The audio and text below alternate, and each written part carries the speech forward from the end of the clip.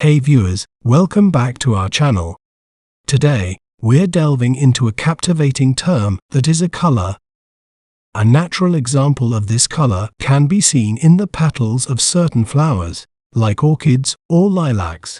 It's a shade of purple.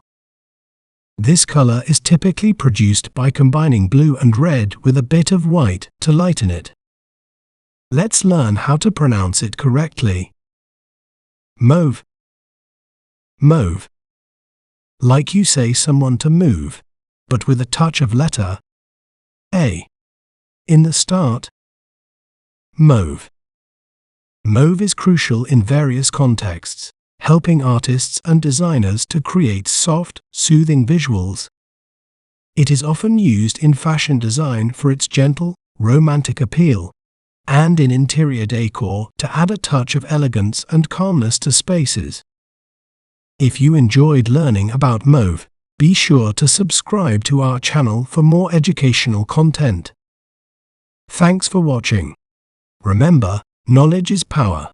See you next time.